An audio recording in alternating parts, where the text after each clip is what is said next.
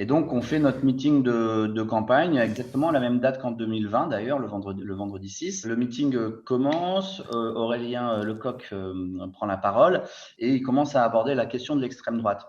Et en fait, à ce moment-là, il y a quelqu'un qui était au fond de la salle qui est ressorti.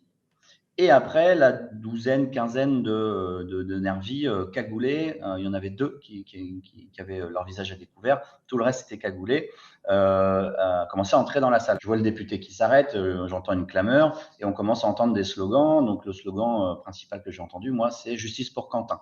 Et à ce moment-là, ils commencent à se mettre en ligne devant le petit podium qu'on avait mis, la petite scène, et à sortir des pancartes. Donc, je me lève, je vais derrière eux au niveau du pupitre et du micro, et puis je dis, les amis, surtout pas de violence.